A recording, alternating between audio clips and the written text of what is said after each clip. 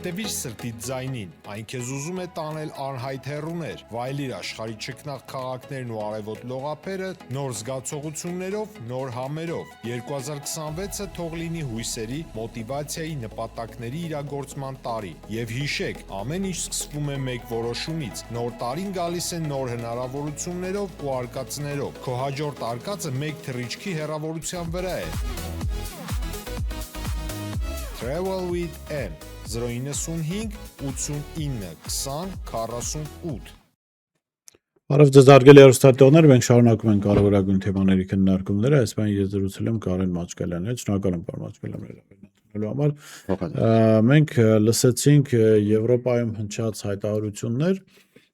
որը շատ ուղիղ նշանակում է, որ Եվրամիությունը այս անգամ ոչ միայն այսպես տակից է աջակցելու իր աջակցությունը վայելող ուժերին, այս դեպքում քաղաքացիական պայմանագրին, ոչ միայն դիտորդություն է անելու ընտրությունների ժամանակ, այլ նաև կոնկրետ ընտրական process-ին մասնակցելու է։ Կայա Կալասը հայտարարեց, որ Հայաստանի իշխանությունները դիմել են խնդրանքով, որպեսզի ստանան այնպիսի աջակցություն, ինչպիսին Մոլդովան ընտրությունների ժամանակ, այսպես ասած, արտաքին աջակցությունից պաշտպանվելու համար, դրանից առաջ խոսում է ռուսական պրոքսիների մասին Կայա Կալասը։ Ինչ է սա նշանակում, խնդրեմ։ Տեսեք, սա նշանակում է, որ Արևմուտքը հասկացել է, որ այս ընտրությունները շատ մեծ նշանակություն են ունենալու հետագա process-ներին։ Պատահական չէ, ինչու 21-ին նման հայտարարություն չարեցին, չէ՞ որ 21 թվականը եւս որոշիչ էր լինելու, որովհետեւ 21 թվականին կար Արցախ եւ ռուսական ներկայություն Արցախում։ Քանի դեռ ռուսական ներկայությունը կար Արցախում, այս տարածաշրջանը այդքան էլ չէր հետաքրքրում իրենց այն առումով, որ իրենք մտածում էին, դե քանի ռուսները այստեղ բազա ունեն տեղադրված Արցախում, Արցախը քանի որ դեռ մասամբ հայկական է, ինչը որ կար, նրանք որոշեցին ուղիղ չմիջամտել, այլ կողքից դիտորդի դերում, իհարկե նրանք 21 թվականին եւս օգնեցին, բայց այս անգամ ոչ թե իրենք են դա դիմում, ասել են մեզ, դա Նիկոլ Փաշինյանին ասել են, որ դու դիմի մեզ, որ մենք կարողանանք Գուցե չի դիմել, ուղղակի այսպես ասած, փողոցային սլոնգով ասած վզով են թողել, որ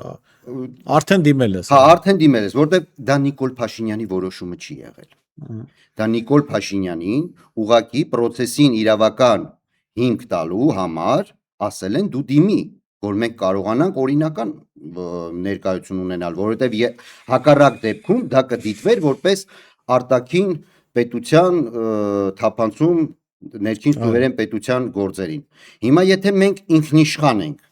ինչը ասում է Նիկոլ Փաշինյանը եւ ասում է Հայաստանի Հանրապետությունը այդքան ինքնիշխան չի եղել, ինչքան որ հիմա է։ Հիմա ոնց հասկանանք իր դիմելը Եվրոպային։ Սա արդեն ուղիղ հակասում է իր ասածին։ Սա նշանակում է, որ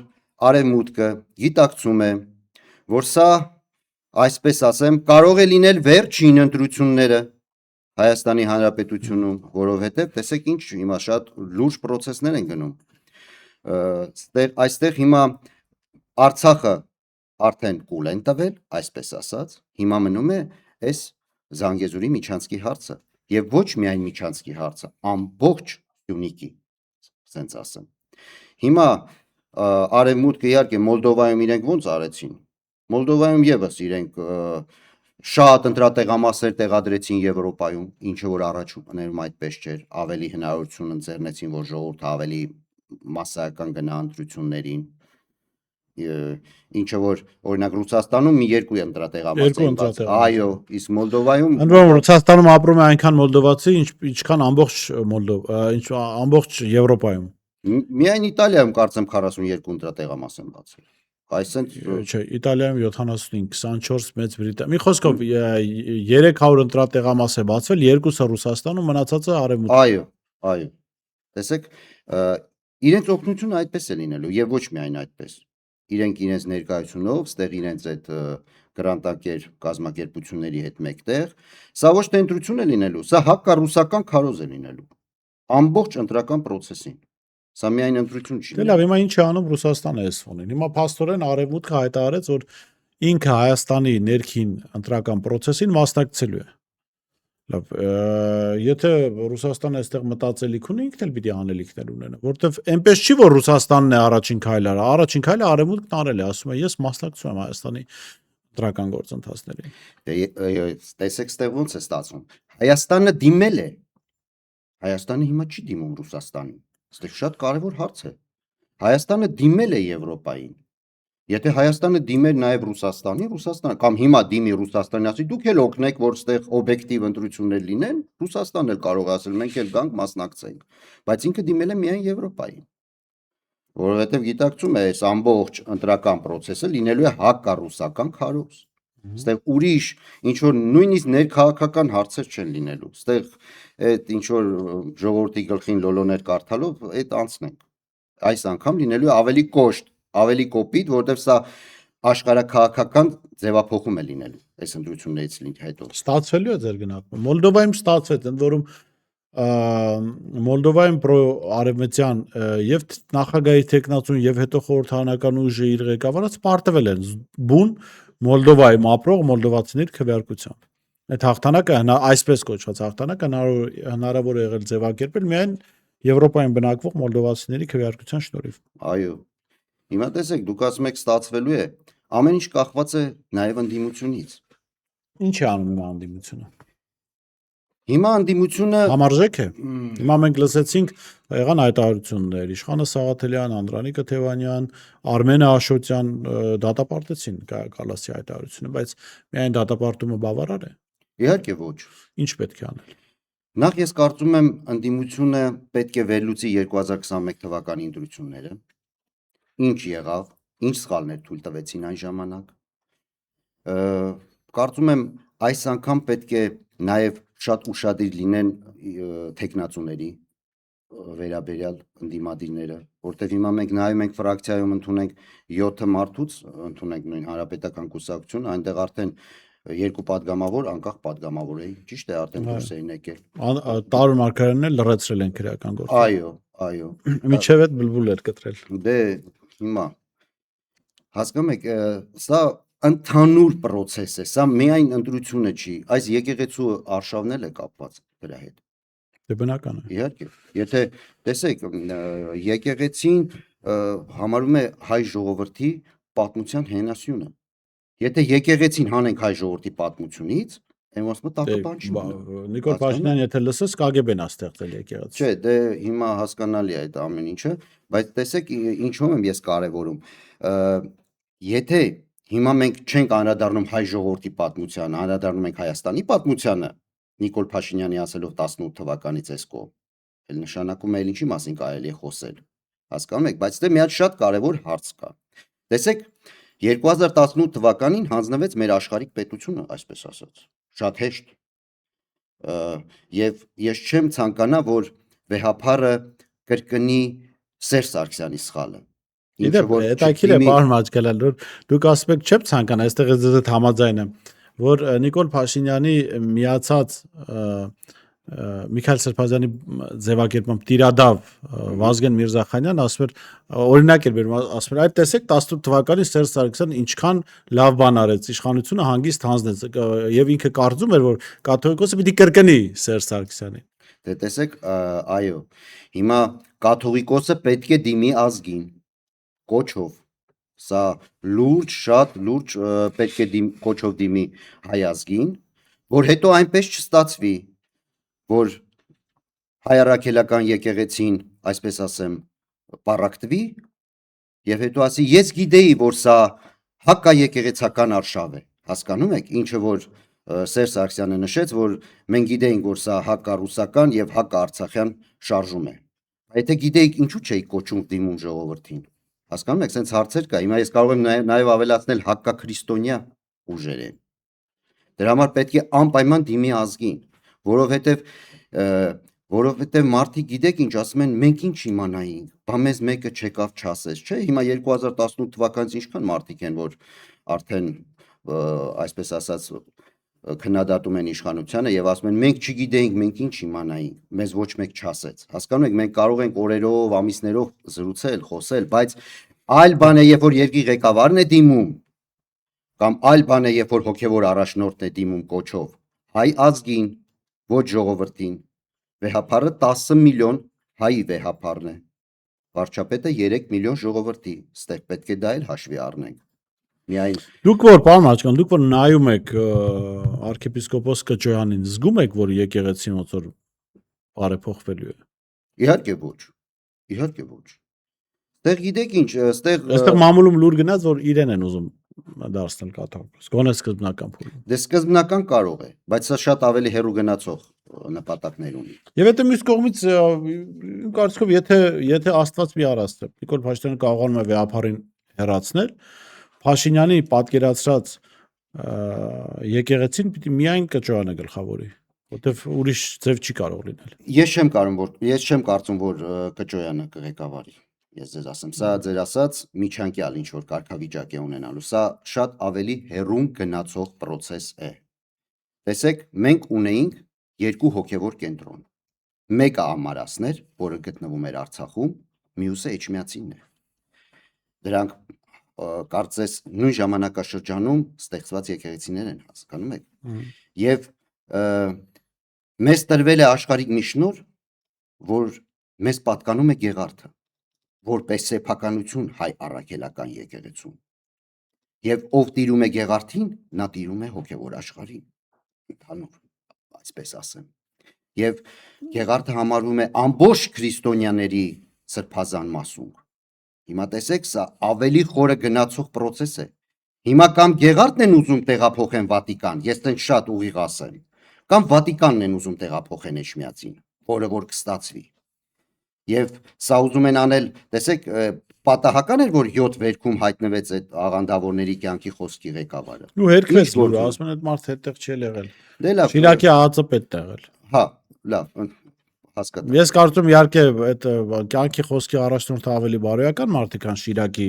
ԱԱԾ պետը այս պարագայում, բայց դե Ես կարծում եմ, որ սա հեռու գնացող process է, շատ հեռու, եւ նորից ասեմ, որ պետք է վեհապարը նույնիսկ այսօր պատրաստում են, չէ, արդեն հայտարարել էին, որ արշավ են սկսում հայ եկեղեցու դեմ, հայ առաքելական եկեղեցու դեմ, պետք է կոչով դիմի ազգին։ Գիտեք ինչ, սա մի process է, որ չպետք է կրկնվի 18 թվականի սխալը։ Վեհապարը պետք է բացատրի հետևանքները ինչ է լինելու։ Եվ տեսեք, մարդիկ շատ են սիրում համեմատել, չէ, օրինակ միշտ ասում են 2008 թվականը ուրիշ էր, 2018 թվականը ուրիշ էր, այն ժամանակ այսպիսի process-ներ չկային, աշխարհակաղակական իրավիճակը այնպես չէր, ես չէի ասի։ Այո, ուրիշ էր, շատ ավելի բարդ էր 2008 թվականին, քան 2018 թվականին, բայց այդտեղ չմոռանանք, որ այդ պարագայում Ռոբերտ Քոչյանը դիմեց ժողովրդին, եւ նա ինչ խոսքերով ասեց, սա ձեր խաղը չէ։ Որոշ հպարտ քաղաքացիների տակ գլուխներ սթափվեցին։ Հասկանում եք, համեմատելու չի 2008 թվականը։ Ամբողջ Երևանը վարվում էր, մոռացել ենք։ Ինչ էր կատարվում։ Եվ չմոռանանք 2008 թվականին 2018-ին չէին կարող այդ բան կրակել կանանց եւ երեխաների վրա։ Չէ, գիտեք ինչ, կանանց եւ երեխաների վրա 2008 թվականին էլ չեն կրակել, էլի, եկեք, գիտեք ինչ, սեղ համեմատելու եզրեր չկան։ Ստեղ նույնիսկ առաջնորդների համեմատություն չկա։ Ով էր կանգնած 2008 թվականին մարտի 1-ի հետևում։ Լևոն Տեր-Պետրոսյանը։ Դուք կհամեմատեք Լևոն Տեր-Պետրոսյանին չստացված ժուրնալիստի հետ։ Դուք հասկանում եք, ինչ ուժեր էին Լևոն Տեր-Պետրոսյանի մեջքին եւ ինչ ուժեր էին Նիկոլ Փաշինյանի մեջքին, եթե այսպես աշխարհակաղական նույնիսկ։ Նիկոլի մեջքին ասում են հզոր ուժեր են եղել։ Դե մենք ոնց հասկացանք, մի հզոր ուժը դա Սվիտալսկին էր։ Վերջի հարցազրույցից Սերժ Սարգսյանի, որը ինքը ակնարկեց, բայց ես կարծում եմ Սվիտալսկին ֆիլիալի ներկայացուցիչ էր Հայաստանի, ոչ թե դա այդ հզոր ուժերն էին։ Դա ուղղակի մի ներկայացուցիչ չէր մեր մոտ։ Գիտեք ինչ, որտեղ է հիմա Սվիտալսկին, որտեղ է հիմա Տուսկը, որ այն ժամանակ Եվրոխորհրդի նախագահն էր, որտեղ է Միշելը։ Այս ամեն ինչը հասկանում եք, sense գալիս են քանդում են, իրենք գնում են, այդ քանդածը էլ չեն կարող վերականգնել։ Դրա համար ես ասում եմ, պետք է դիմել ժողովրդին։ Եթե բաց թողենք մենք այս պահը եւ վեհապարը չդիմի ժողովրդին, շատ անդառնալի հետևանքներ ենք ունենալու։ Ես ձեզ ասեմ, շատ անդառնալի։ Դիմի ինչով, իրավիճակը բացատրի թե։ Իհարկե իրավիճակը բացատրի։ Բացատրի, որ ասի եկել են քանդեն հայ առաքելական եկեղեցին, սա իմ հարցը չէ։ Սա հիմքից ուզում են քանդել հայ առաքելական եկեղեցին։ Էջմիածինին ուզում են տիրանան, աղանդավորները։ Թող բացատրի։ Եվ որոշ մարդիկ, ես կարծում եմ, կսթափվեն։ Թե չէ հետո կանգնելու են ասեն մենք չգիտեինք։ Գիտեք ինչ կա։ Ես այս ժողովրդին արդեն չեմ էլ կարող հասկանամ։ Չափահաս մարդ, ամեն չափահաս մարդ գոնե մեկ անգամ միջազգային լուրեր պետք է նայի։ Ես այդպես եմ կարծում։ Որ ազիզյան քիչ նայեն։ Կյանքում մի անգամ։ Չէ, ես նկատում եմ օրը մեկ անգամ, հա։ Օրը մեկ անգամ գոնե պետք է միջազգային լուրեր նայեն։ Ազիզյաններ թող քիչ նայեն, մեկ անգամ գոնե միջազգային լուրեր նայեն, կհասկանան ինչ է կատարվում այս տարածաշրջանում։ Եվ այս տարածաշրջանում ես ձեզ ասեմ, դեռ process-ները նոր են սկսվում։ Շատ ավելի խորը գնացող իրադարձություններ են սպասվում մեր երկրում։ Եթե կարծում եք, այս Թրամփի ուղիով կամ ինչ-որ sense հարցեր են լուծվելու, հեսա դուք կտեսնեք։ Դե հիմա ասում եք ժողովուրդը թող միջազգային լուրերը նայի, լավ, համաձայն եմ դες այդ պարոն Մաչկալյան։ Հիմա ժողովուրդը սեպտեմբերի 26-ին նայում է միջազգային լուրերը, տեսնում է Իրանի դեսպանը Սոփանին հայտարարում է, որ մենք որևէ խնդիր չունենք Թրամփի ուղու հետ, որ վարչապետը ինքը Նիկոլին ավելի շատ է սիրում, քան բանկապահականները, մի խոսքով, որ վարչապետը իր խոսքում չի օգտագործել, որտեղ օտար ուժեր կլինեն, Իրանի դեսպանը։ Անցնում է դեկտեմբերի 15 Իրանի հոգևոր առաջնորդի արտաքին հարցերով խորհրդական Ալի Ակբար Վիլայատին հայտարարում է, որ Թրամփի ուղին դա նույն Զանգեզուրի միջանցքն է եւ Իրանի համար անընդունելի է։ Հիմա խեղ ժողովուրդ, որ օրը մի անգամ միջազգային լուրերը նայել է։ Հիմա սեպտեմբերի 26-ի միջազգային լուրերին հավատա, թե դեկտեմբերի 15-ի, որտեղ նույն երկրի երկու տարբեր ներկայացուցիչներ երկու տարբեր բան են ասում։ Որովհետև Իրանում եւս երկիշխանություն է։ Փեշեքջյանը դա արևմուտքի մարդն է։ Վիլայեթը դա հոգևոր առաջնորդի խորհրդականն է։ Հասկանում եք, սենց պետք է ճիշտ է մի քիչ հպարտ քաղաքացու համար դժվար է, բայց պետք է հպարտ քաղաքացուն որ ձեռդ պետք է իրանագետ լինի, ամերիկյան փորձագետ լինի, չգիտեմ, Վրաստանի հարցերով փորձագետ լինի, կրակն անգել է պարտ քաղաքացու։ Կրակը չի ինգե։ Ուղղակի պետք է, գիտեք ինչ, մեր մոտ սենց է, ասում են, բոլորս գիտենք, որ սենց է, ով չգիտի, այս բառակապակցություններն են գնում, հասկանում եք։ Հիմա մարդիկ պետք է լսեն, վերլուծեն, գոնե կարողանան տարական վերլուծություն անել։ Հիմա օրինակի համար, տեսեք, Թրամփը հայտարարում է, որ Եվրոպան դա արդեն կործանվում է։ Ինքը ուղիղ ասում է, մենք արդեն ոնց ասած ասում չենք ուզում Եվրոպայի հետ առնչվենք, դա մեռնող հասարակություն է։ Հիմա լավ, թող մեզ չլսի, Թրամփին շատ են, չէ՞ սիրում։ Մարդիկ Հայաստանի Հանրապետությունից ոչ մի տեղ չեն գնացել, բայց Ամերիկան շատ են սիրում։ Բայց Եվրոպան ուրիշ է։ Հասկանում եք, հիմա մարդիկ պետք է հասկանան, պետք է վերլուծեն։ Հասկանում եք, որ չստացվի այնպես, որ հետո ասեն ձեռներս կտրվեր, չգնայինք, չընտրեինք, բայց այս անգամ մեր հոգևոր կենտրոնի մասին է խոսքը գնում։ Եթե կարողացան կուլ տալ հոգևոր կենտրոնը, մենք էլ երբեք չենք վերականգնվի։ Երբեք որպես ազգ մենք էլ երբեք չենք կարող վերականգնել։ Եվ եթե ոմանց թվում էր, թե Ալիևին Արցախը պետք էր որպես միայն տարածք, շատ սխալվում է։ Ալիևին Արցախը ամարացով էր պետք, որ արհեստական ստեղծված պետությունից դառնա պատմական պետություն։ Հասկանում եք, այստեղ ավելի խորը գնացող հանգամանքներ կան։ Միայն Արցախով Ադրբեջանը արհեստական ստեղծված պետությունից կարող է դառնալ պատմական պետություն։ Հիմա մեզ մնացել է մի, այսպես ասած, հիմնություն, դա Էջմիածինն է։ Եթե կարողացան Էջմիածինը կուլ տալ,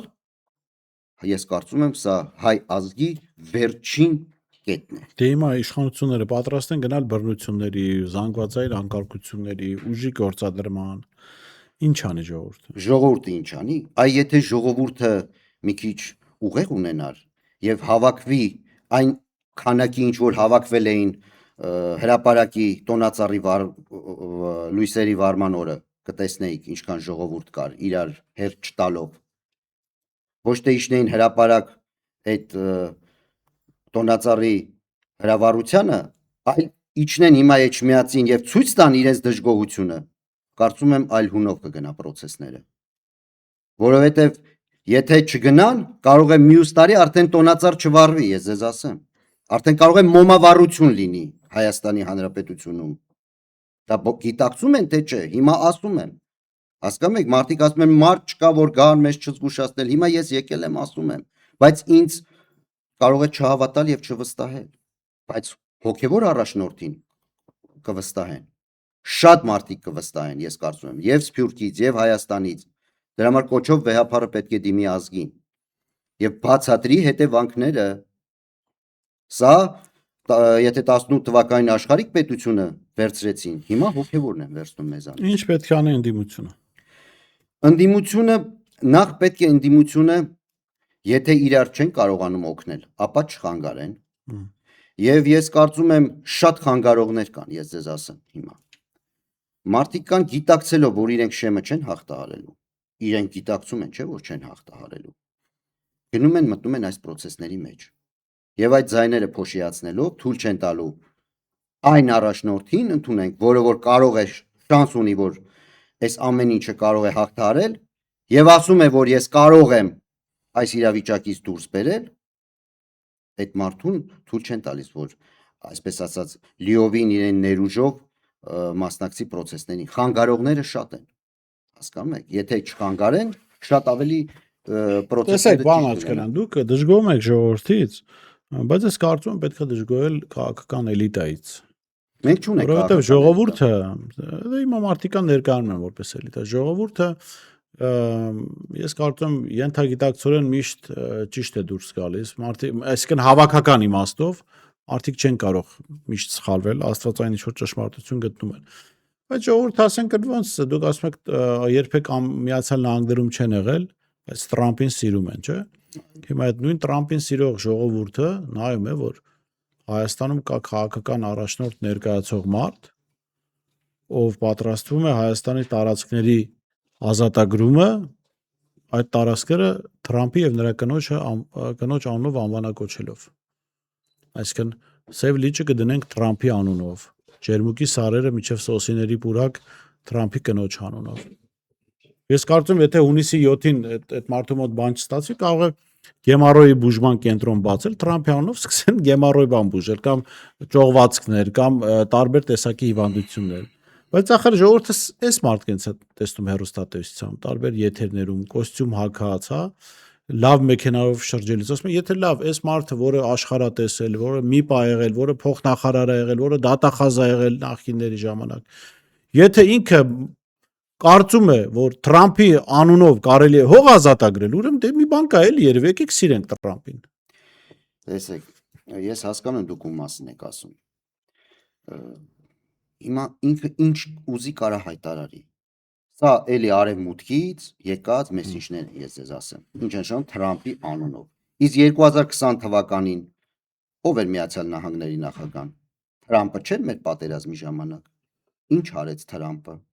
Մի հայտարարություն գոնե արել է։ Դա ասած հայերը լավ դրոշներ ունեն։ Չէ, դե հիմա չգիտեմ դրոշներ ունեն, գիտեք ինչ, ոչ մի հայտարարություն չարեց։ Նույնիսկ պատերազմի ժամանակ էլի կողմերին կոչ էին անում, կողմերը ով է, եթե ագրեսորը հարձակվել է քո պետության վրա, հասկանում եք։ Հասկացա, բայց դրանք միջնորդ կողմեր են, միջնորդ երկրներ են։ Նույն բանը անում է Ռուսաստանը։ Ռուսաստան կարող է Ադրբեջաններ կոչ անում։ Տեսեք, դու ով է քո ստրատեգիկ գործընկերը։ Ռուսաստանը, չէ։ Հիմա արդեն մենք չգիտենք ովքեր են։ Չէ, դե ես ասում եմ իրավական առումով։ Գիտեք ինչ, այս թղթի վրա Ռուսաստան դաշտությունն է։ Արտաքին, այսպես ասեմ, դիվանագիտական հարաբերությունները հիմնված են թղթերի վրա։ Կարան ամեն մարդ ինչ ուզի ասի մենք այսօր ռուսների հետ լավ չենք, մյուսի հետ Միացյալ Նահանգներ են գնում, փաստացի այսօր Եվրասիական տնտեսական միության մեջ ենք եւ ՀԱՊԿ անդամ ենք, չէ՞, թեկուզ սառեցված կարգավիճակով։ Ճիշտ է։ Հիմա մարդիկ ասում են, դե որ այդպես հակառուսական է Նիկոլ Փաշինյանը, ինչու չեն սանկցիաներ կիրառում Հայաստանի նկատմամբ։ Ռուսաստանը հիմա սանկցիա չի ուզում կիրառի Հայաստանի նկատմամբ, որովհետեւ Ռուսաստանը օգտվում է Հայաստանով որոշակի այս տնտեսական շրջափակումից իրեն, այս սանկցիաներից Հայաստանից օգտվում է առայժմ դեռ։ Բայց գիտեք ինչ, հիմա տեսեք, մի կողմից ինքը չի արգելափակում, չէ՞, մեզ տրամադրում է ցորենը, վառելիքը, գազը, Բայց մյուս կողմից Նիկոլ Փաշինյանը շրջանցիկ ինչ որ ճանապարհներ է, չէ՞, փնտրում, արդեն ծորենն են ներկրում Ադրբեջանի տարածքով ղազախական։ Հիմա խոսակցություն է գնում, որ վառելիքն են ուզում Ադրբեջանից գնեն։ Դա գիտեք ինչ է, տեսեք, երբ որ դու քո ստրատեգիկ պաշարները, այսինքն ծորենը համարվում է այսօր որպես առաջին ստրատեգիկ պաշար, ճիշտ է, մեր պաշտպանության նախարարությունը իր ընձերները։ Երկրորդը կարծեմ ձուն է, երրորդը կարտոֆիլն է, թե հակառակը։ Նույնիսկ կարտոֆիլն ենք մենք հիմա ներմուծում Ռուսաստանից։ Արդեն ինքնաբավ չենք։ Արցախից հետո ծորենի պակասություններ մենք ունենք։ Չմոռանանք Արցախը ինչքան ծորեն էր մատակարարում մեզ։ Հիմա եթե դու թշնամուն ես հանձնում քո ընձեն, սենց ասեմ, ո՞նց ես դու պատրաստվելու այդ քո հարապ դու ինքնիշխան լինես։ Մի հատ էլ այդ հարցին թող պատասխանելի կամ որ ասում են ինքնիշխան, մենք ինքնիշխան ենք։ Հայաստանը հիմա այս պարագայում կարողանում է իր սահմանները ինքնուրույն պաշտպանի։ Կարող է թե ոչ։ Այս պահին Ես նույնիսկ կարծում եմ Հայաստանը այս պահին ամենաինքնիշխան պետությունն է, ում ուզում հող են տալիս։ դե գիտեք ինչ կա։ Ինքնիշխան չի։ Հա, Երբ ուզում են Ադրբեջանին հող են տալիս, երբ ուզում են հանձնում են։ չէ, հիմա տեսեք, Ինչքան ուզում հանձնում չէ, են։ հանձնելուց հետո էլ մի հատ նոր ճանապարհ են շրջանցիկ սարքում։ Մի հատ ճիշտ հիշեցեցիք։ Հիմա օրինակ Գորիս-Կապան ճանապարհը հանձնել է Ադրբեջանին, շրջանցիկ ճանապարհը կառուցում Նիկոլ Փաշինյան, ասում են հələ նայեք ինչ ճանապարհաշինություն անում։ Այսինքն ի՞նչ է նշանակում։ Ինքը գնում է Պատկերացնում եք, մենք տոտալիտար սովետական միության կազմում լինենք, ինչ որ տարածքներ հանձնելու համար պետք է Մոսկվա դիմենք, ինքը պետք է համաձայներ մենք հանձնենք թե չհանձնենք, հələ կարող է չհամաձայնեին ընդհանրապես տարածքներ հանձնել։ Հիմա մենք որոշում ենք շատ ինքնիշխան ձևով հանձնում ենք տարածք։ Ինչ վատ բան կա դրա մեջ։ դե գիտեք ինչ կա։ Հիմա տեսեք, նույնիսկ այն նախորդ օրը մի քանի օր առաջ գնացել էր Սևան Դիլիջան թունելի վերանորոգումներ ցույց տալի, էլի այնպես է ներկայացնում, որ ճանապարհաշինություն։ Կներեք, էլի ճանապարհաշինություն, երբ որ դու ճանապարհ ես նոր կառուցում։ Տուն սարքելը եւ ռեմոնտ անել, դրանք տարբեր բաներ են։ Դու եկել ես ասֆալտ ես անում, ցույց ես տալի, որ դու ճանապարհ ես սարքում։ Հիմա հանձնի ընդունենք Եղնաձորում է Տիգրանաշենի հատվածը ընդունենք, որ խոսակցությունները հիմա գնում, եւ հետո մի հատ նոր շրջանցիկ ճանապարհ կառուցի, ասա տեսեք ինչ ճանապարհներ եմ սարքում։ Այսինքն դու հանձնես քո ճանապարհների տշնամուն, նոր ճանապարհ կառուցես եւ սա մատուցես ժողովրդին որպես ձեռքբերում։ Պարոն Աչկալյան, քաղաքական դաշտում հնչեց առաջարկ, կարծում եմ քննարկում էլի եղել, բայց Արտուր Վանեցյանի կողմից նաև հնչեց առաջարկ, որ մենք պետք է հրաժարվենք կառավարման այս համակարգից, խորհրդարանական, որը նաև ես համաձայնում եմ աղետաբեր համակարգը, չգիտես ով ինչի պատասխանատու է եւ ում հրաժարականը երբ պիտի լինի, վարչապետի պաշտոնը զբաղեցնողի հրաժարականի համար պետք է երկու անգամ վարչապետ չընտրես, մի հատ օդ թռնես, մի հատ, չգիտեմ, բանաստեղծություն արտասանես, որ ձմեր պապիկը թույլ տա վարչապետը հեռանա, դուք ինչ եք կարծում, պետք է փոխել այս կառավարման համակարգը։ Իհարկե պետք է փոխել այս կառավարման համակարգը, բայց ոչ Արտուր Վանեցյանի կոչով, էլի այսպես ասեմ, դուք որ նշեցիք։ Արտուր Վանեցյանը նախ թողասի թե 18 թվականին ինչու այս կառավարման համակարգում աշխատեց։ Եվ այսպես ասեմ, ինչ մատուցած ծառայության համար իրեն շնորհվեց ազգային անվտանգության պետի պաշտոնը եւ ինչ ծառայության համար իրեն շնորհվեց գեներալ-մայորի կոչումը։ Թող այդ Դե հարցերի մարդը ասում է պատասխանի։ ծառայել եմ ԱԱԾ-ում հերթական կոչման ժամանակներ եկել։ Դե գիտեք ինչ կա, ինքը ասում էր այս հանրապետությունում էլ ուրիշ մարդ չկար բացի իրենից, որ ուներ 3 տարվա աշխատանքային փորձ բարձր պաշտոնում եւ գնդապետի կոչում։ Մի քիչ դա Լավ, գանք համակարգի վերաբերյալ։ Պետք է փոխել, վերադառնալ Իհարկե։ նախագահական համակարգի։ Իհարկե, որովհետեւ եթե լիներ օրինակ նախագահական համակարգ հիմա, Նիկոլ Փաշինյանն էլ վերընտրվելու հնարավորություն չէր ունենա։ Նախագահական համակարգը 2 անգամ էր ընձեռնում հնարավորություն։ Այո։ Իսկ այս խորհրդարանականը նա կարա հավերժ ընտրվի։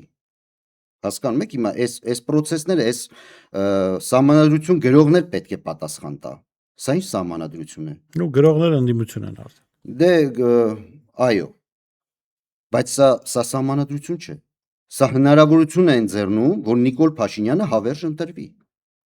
Ինչը որ նախորդ սահմանադրությունը թույլ չէր տալիս։ Այս էլ է մի արհավիրք մեր ժողովրդի գլխին, որովհետև պետք է նախագահական համակարգը շատ ավելի, գիտեք ոնց, նախ ամենակարևորը որ 2 անգամ ես կարողանում ընտրվել։ Դրանից հետո էլ դու չես կարող, ուղղակի չես կարող սահմանադրությամբ։ Ինչը թույլ չի տալիս այս համակարգը։ Պատերազմող երկրում, մեր նման երկրներում նախագահական համակարգ պետք է լինի։ Որովհետև այս պարլամենտական համակարգը թույլ է տալիս, որ արտաքին ուժերը ներթափանցեն տարբեր գրանտակեր կազմակերպություններով եւ այսպես ասած իրենց ներկայացուցիչներին պարլամենտ սողոսկելով երկիրը տանեն կործանման, ոնց որ կործանեցին 18 թվականին։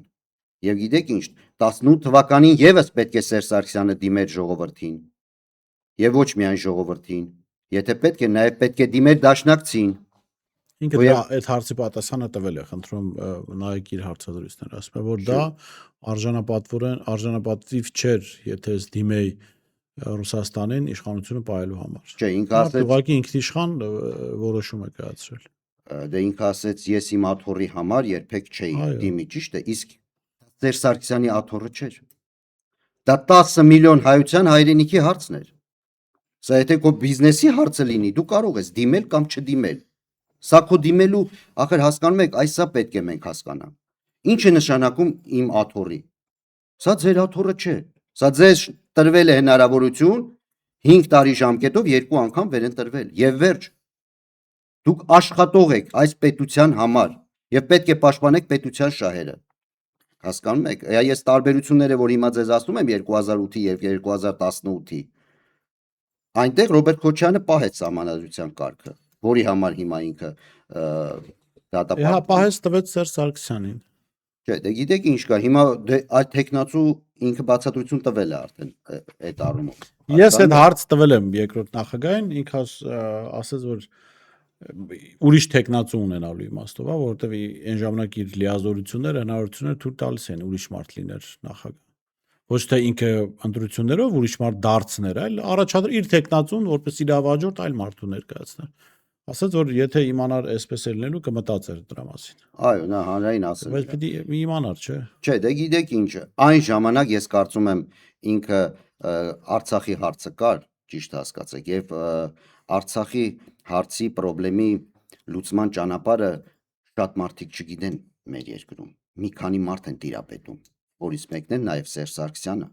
Ես չեմ կարծում, որ ինքը սխալ է գործել, հասկանում եք, բայց երբ որ տեսնում ես արտաքին ուժերը ներթափանցել են քո երկիր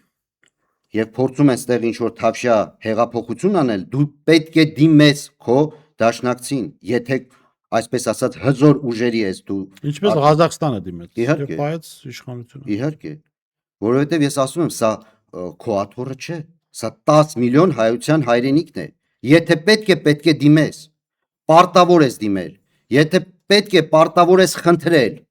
որտեվ սա քո հարցը չէ, սա 10 միլիոն հայության հայրենիքն է։ Շատ լավ, շնորհակալ եմ պարոն Աչքարյան, հետաքրքիր զրույցի համար։ Մենք ներքաղաքականից եկանք մինչև աշխարհաքաղաքական, գնացինք հասանք 2008, 18, կարծում շատ Մենք ծանրաբեռնանք։ մինչև չէ, Դրանք փոխկապակցված իհարկե, հարցեր են, իհարկե, այո։ մենք եթե հիմա չվելուծենք ինչ է կատարվել 2008-ին, մենք չենք կարող հասկանալ ինչ է կատարվել 2018-ին։ Եթե մենք չվելուծենք ինչ կատարվեց 2018-ին, մենք չենք կարող հիմա վերլուծել ինչ է կատարվում հայ առաքելական եկեղեցու դեմ։ Սա փոխկապակցված այսպես ասեմ, Որը մետաքրքիր է, որ գործողություններ են։ մամուլում նաև հրապարակումներ եղան, նաև փաստերով ցույց են տրվում, որոշ հոգեվորականներ նաև առանձին զրույցներում են ասում, որ այն կոմպրոմատներով, որով հիմա Նիկոլ Փաշինյանը իր կողմն է անցկացրել այդ հոգեվորականներին, դրանց մեծ մասը Սերժ Սարգսյանի ժամանակ է հավաքվել։ Իսկ նախորդ իշխանության համար ինչի էր պետք եկեղեցու հոգեվորականների դեմ այդ կոմպրոմատները հավաքել։ Լավ, ինչու թողվեց Նիկոլ Փաշինյանին այդ ամեն ինչ։ Գիտեք ինչ, միշտ եկեղեցին տարանջատ է եղել պետությունից։ Եվ ոչ մեկի մտքով չի անցել երբևիցե, որ կարող է կառավարությունը միջամտի եկեղեցու գործնեությանը, հասկանում եք։ Սա աննախադեպ մի հատ երևույթ է։ Եվ դրան պետք է դիմադրի ժողովուրդը։ Հայ ազգը եւ այսօր հավաքված այն ժողովուրդը, որը ես կարծում եմ, որ այսօր Էջմիածում բավականին ժողովուրդ կհավաքվի ընդդիմանալու եւ իրենց բողոքի կոչը անելու։ Շատ լավ, շնորհակալ եմ։ Արմաչկալյան, ես Ես չեսնում զրուցում էի Կարեն Մաչկալյանի հետ, տեսություն կհանդիպենք։